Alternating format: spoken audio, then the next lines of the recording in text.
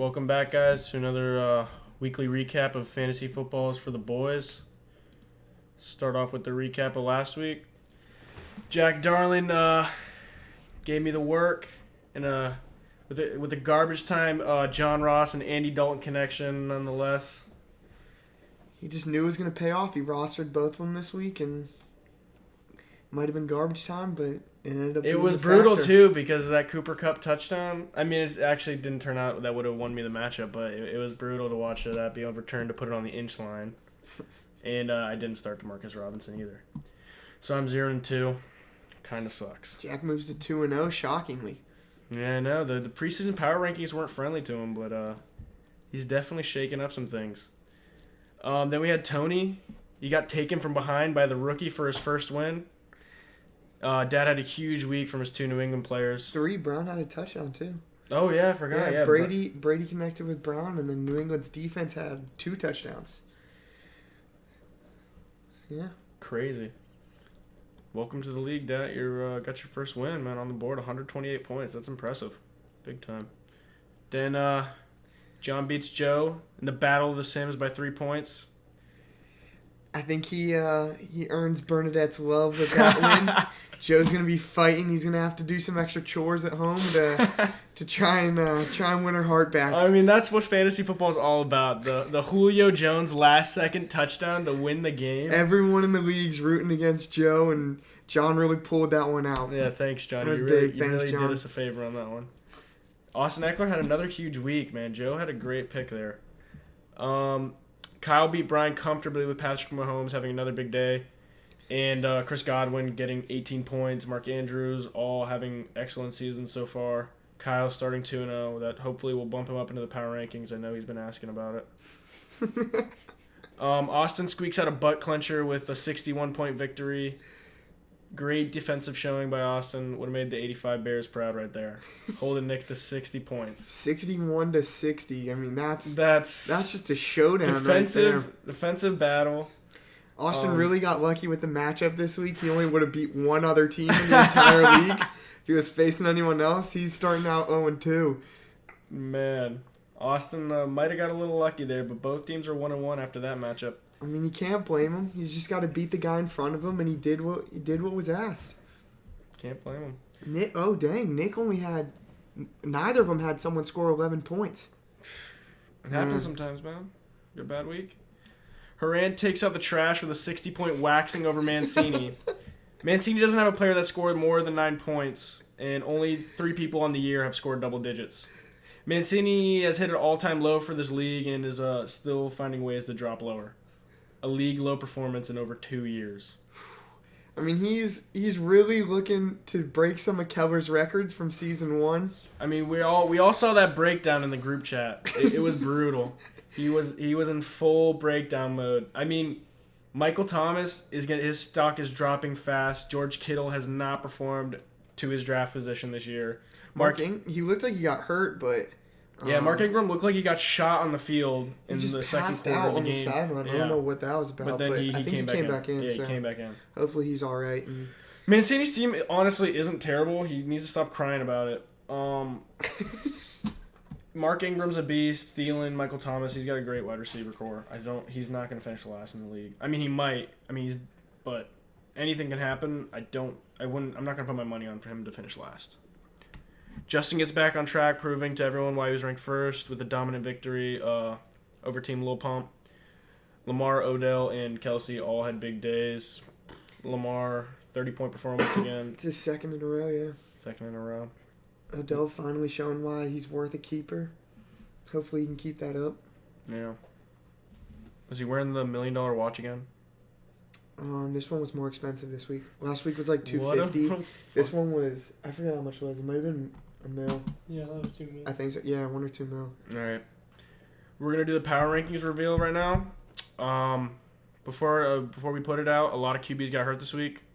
Austin lost 2. Lil Pump lost Breeze, and Tony lost Cam Newton. So that might have shaken up the power rankings. What do you think? It could have. I think it definitely played into it. Because all 3 of those guys are throwing out unproven quarterbacks. Mm-hmm. And not only in fantasy football, but also in the NFL. And It's going to be interesting to see. Let's hope hope their waiver wire pickups are worth it. Tony got Case Keenum, who's actually been looking pretty good for the Redskins. He's been one of the few shining spots on that offense. He's been a big Same with big scary Terry McLaurin. Mm-hmm. Austin picked up Mason Rudolph and Jacoby Brissett. Yeah, and, he's confident in them. I talked to him. He's confident in Brissett. He likes him a lot. I don't think I would be confident in them, but I'm glad he's found some resolve after his quarterbacks got hurt. Yeah, and Lil Pump stays with the New Orleans team and just picked up the backup to fill in right where Drew Brees left off. So we'll see how that goes. Do you guys think New Orleans is gonna keep up the same production with Brees out? I don't know. I wonder if they're gonna use Taysom to more. Taysom Hill. What a guy. Because Sean Payton loves him, but I don't know. We'll see. We'll see. All right, let's hop into the power rankings. So, yeah, first we got Justin staying at number 1. Hasn't had the best performances the past 2 weeks. But this week was good. This week I was put okay. up 105. This week was okay. But his team is just stacked. I don't think they've performed out to their whole potential. I know he's right here, and it sucks to say it, but his team's a little stacked right now. Jesse French moves all the way up to 2. We had to give it to him after another dominant showing. Mark Andrews. Mark Andrews has been probably the steal of the draft, to be honest. I know. I think he's ranked the number 1 tight end right now. Yep. 2 back-to-back 100-yard weeks and touchdowns. Mm-hmm. So versus the Dolphins and versus Arizona. I mean, yeah, but he's that's an getting important footnote. That is true. Put that on the He's getting asterisk. double-digit targets a week, and that's phenomenal for a tight end. Michael Horan at number 3. That's he's been playing great. 2-0. I play him this week. He's projected to get the most points. He has McCaffrey and Dalvin Cook. McCaffrey, his stock might be dropping a little bit, but it's still great. It's going to drop off a little. He's still an RB1, but with Cam out, I think they're going to stack the box more and try and shut him down. So 3 teams are still 2-0. Kyle Horan and Jack Darling. Jack's at number 7 right now. We don't believe in his team yet, but he's toughing out wins. 3 teams are still winless. The Bill Dozer, 2 Kittle too late, and Andy effing Dalton. We haven't had any luck so far. Bill Dozer's been dropping. I had faith in my team, but now I'm ranked all the way at number 9. Kyle was shot up. Kyle was he was real low at the beginning of the year, I'm pretty sure. Yeah. I don't know exactly what, but he was way down there. I think Kyle's like 9 or 10. I mean, it just proves preseason power rankings. Nothing, man. Anything can happen. So now we're going to bring in one of our owners this week. This is the first time we're bringing a guest appearance. We're going to bring in the owner of Devontae Freeman Sucks. Let's talk to him real quick. Ask him a few questions. Hey, Dad, how you doing? Pretty good. How's it going, Steve? So tell us about your first win this week, man. You know, think we lost. Are you okay? Hello? We're having some technical difficulties. Dad, are you there? oh, Oh, you're back. wait, there's an echo? Holy shit. So tell us about your first win this week. Yeah, this is just pretty easy. Patriots against Dolphins is just honestly just disgusting. Easy clip. Yeah, you had 3 Patriot players. Well, actually, yeah. 15 if we're counting the defense. And they gave you what? It was against the Dolphins. Yeah, they had 35 points. I think his It was just Patriots a probably pretty combined free for like league, 80 honestly. total. Yeah. I mean, Pretty good. to have that many Patriot players in a division with the Jets and the Dolphins, that's going to be a lot of weeks that it's just going to look like free wins for you.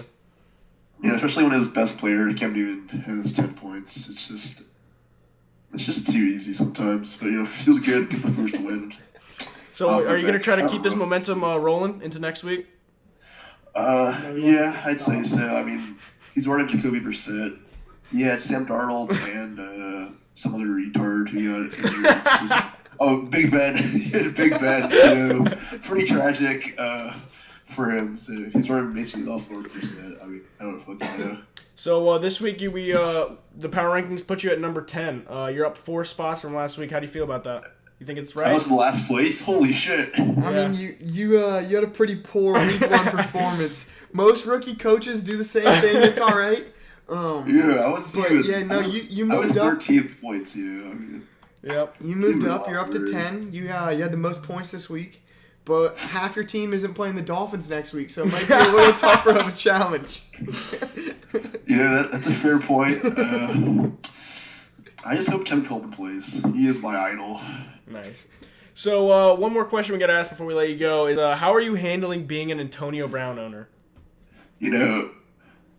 I don't care. I'm sleeping at night. I wake up every day. It doesn't affect me. I mean, You're numb to it at this Yeah. point?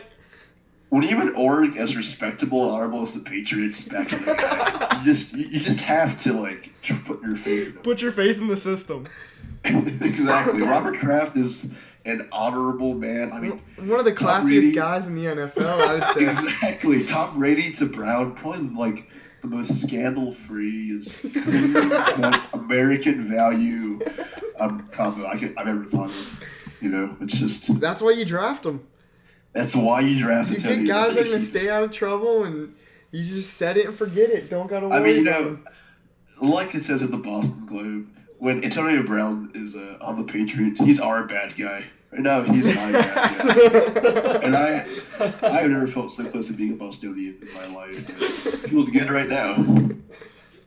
All right, nice, man. We'll talk to you soon. Congratulations on your week 1 blowout win, Thank you. and thank you. good luck in week 3. All right, yeah, I'll catch you guys later. Yeah. So next we're going to see if Joe wants to come on the show. We'll also keep him up to date with the power rankings and see what he thinks, and ask him about the marquee matchup this week.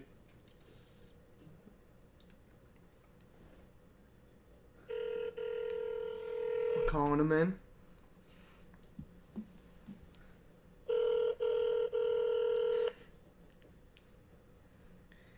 He might be hobbling over to the phone right now.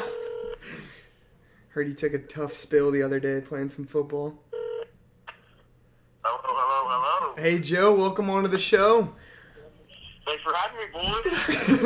So just to update you, we got you ranked at number 11 in the power rankings this week. What's your thought on that? I'll be honest, had Julio Jones not had a 60-yard touchdown, I think that would have been inaccurate. But, sometimes you fall where, you fall and, the cookies crumble. And, the Eagles defense just let me down last week, as they did the week before. Did you roster the Eagles defense this week again?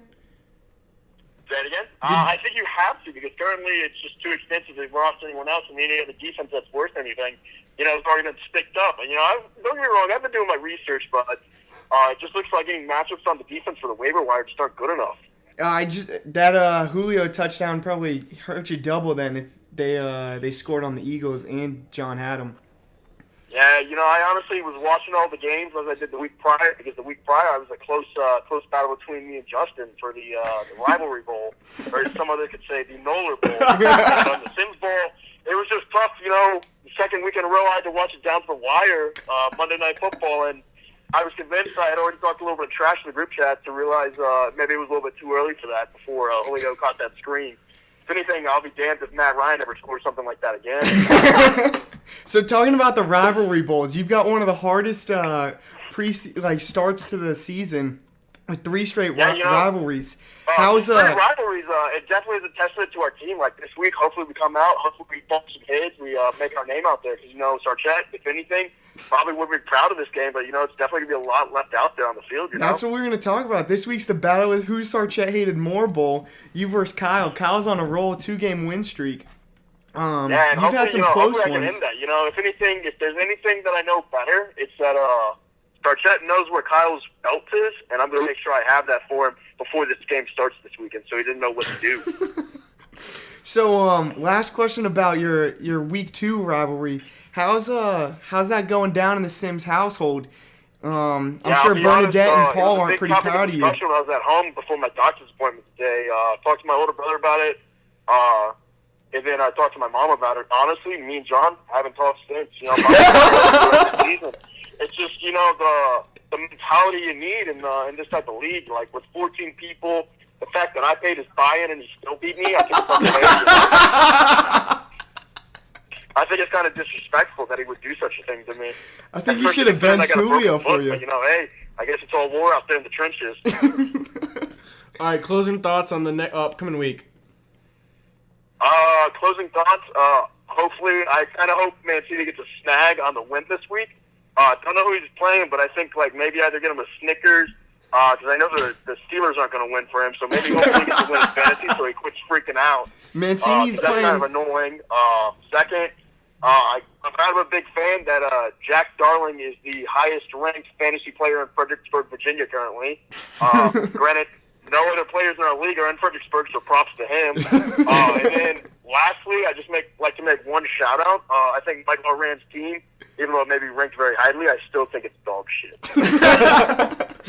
All right, thanks for coming on, Joe. Hopefully you come over Sunday and watch football with us. We'll be glad to have you. Walk on over. Yeah, Feel better. Ice hopefully, up that ankle. I'd like to make one last shout-out. Shout-out to Tony for being fat. All right, thanks, All right, Joe. see you, Joe. Thanks for having me, boys. See you. Yeah, so that pretty much wraps it up this week. Looking at the marquee matchup, the battle of the who hated Sarchet more, or who Sarchet hated more. You guys see anything that stands out here? Ronald Jones. I don't know. Aaron Rodgers has kind of been underperforming this year, and that hurts Joe twice because he's also got Devontae Adams. But we'll see how they do against Denver this week, see if he can pull it out. That might be the deciding factor. Joe's got 2 stud tight ends now. Will Dissly and Jared Cook. It's going to be tough to see which one he plays. Yeah. Will Dissly, he spent a lot of money to go out there, sign Will Dissly. Big free agent signing. He spent You'll a love lot, to see but that. I don't know. Will Disley's been hot. 2 touchdowns last week. When you're hot, you're hot. And might pay off for him. Titans versus the Jag, that could be the difference. Titans defense could have a big day against They the- could against Gardner against Minshew. Gardner. Yeah. Chris Godwin, maybe another 20-point performance in store for him. He's been going off. It'll be interesting to Patrick see if Ronald Mahomes- Jones plays this week. Mahomes is or- good for 35, so Yeah. they're both projected pretty low, but I think this will be a shootout. Kyle's projected to win by a 52% chance to win, so it's definitely going to be a close one. Looking like another nail-biter for Joe. Yeah. And any other things you guys want to talk about the upcoming matchups? It's not the marquee matchup this week, but we have the Darling Showdown. We had Sims last week. This week's Darling.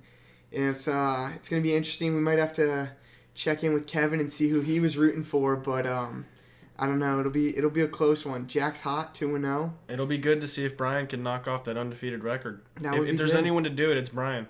Brian could do it. I think he's probably in Jack's head a little bit. I've heard Yeah. he's been talking some trash, and Yeah. it'll be interesting. And you two are playing each other, Justin and Nick. Any trash talk or any... I think I'll be fine. I'm gonna fuck your mother. All right, guys. Oh, the Battle of the VCU as well. That's going to be a huge showdown. Teddy, can he produce? I think that'll be the game. That'll be the decider. All right, guys. Thanks for joining us. We'll see you next week.